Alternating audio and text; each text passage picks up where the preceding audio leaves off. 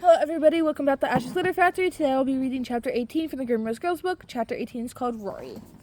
Rory, Yuki's voice called out to her, and for a moment she thought she was still dreaming, but then her arm was being shaken through the bedsheets. Rory, wake up. You've got to look at this.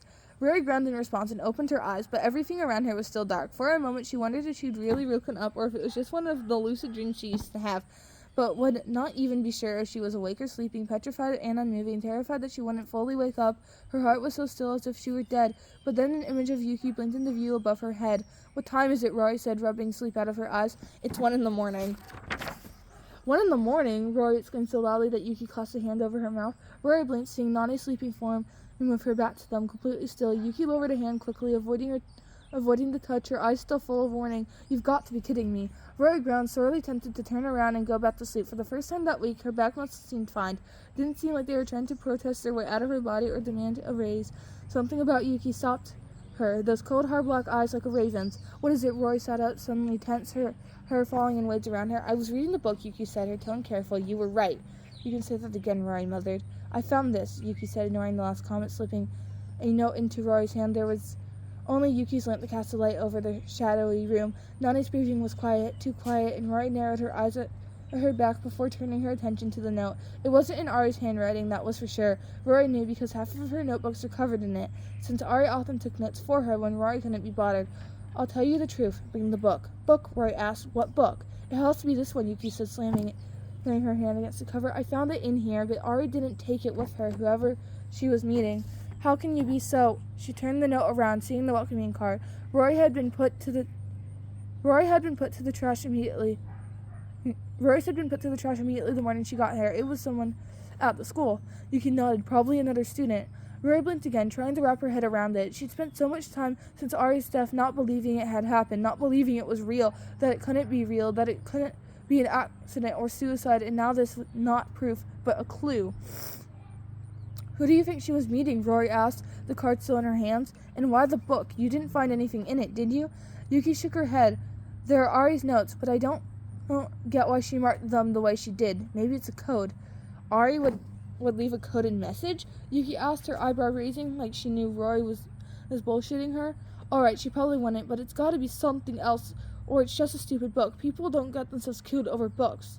"I'll tell you the truth." "What truth? And how were the two things connected?"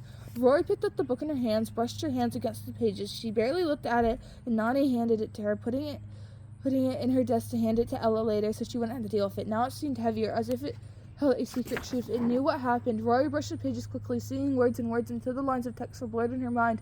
"There's nothing more," Yuki said, but Rory kept going until she got to the end, and wedged between the pages of one of the very last tales was a page from a notebook. Rory recognized it immediately. It was one of Irene's. Her notebook pages full of doodles of hearts and smiley faces and green gel pen across the corners. "Well, what's that?" Yuki found. Rory folded the paper. "It's a list," she said, frowning. "It has names on it?" Yuki got closer, to peer over Rory's shoulder, her cold skin brushing against Rory's warmth. It wasn't cold in the castle, or even outside yet. The autumn was just turning now, the flowers starting to wilt and vanish, but Yuki, as always, was as cold as marble. She was permanently made to be that way. Yuki frowned. "We're on the list. We're among the first names, in fact. Yuki, Eleanor, Aurora." The use of her real name startled her. Irene never used it, never wrote it anywhere, not even in letters she gave with her birthday gifts. Only Rory's parents ever used it. They weren't the only ones on the list. It kept going. A list of 20, 30 names, mostly girls, first names only. The names sounded somewhat familiar. "There are so many," Yuki muttered. "Why was Irene making a list?" "I don't know," Rory said once again, taken aback by how much she didn't know, how much Irene was hiding, how much she hadn't told them. Rory hadn't pushed her away when Edric had broken up with her, but Ari still had taken herself out of the group in a way, mourning something that the others didn't understand. Rory had felt guilty over it. She hadn't pushed Ari on it, especially since Rory couldn't muster sympathy over Edric's loss.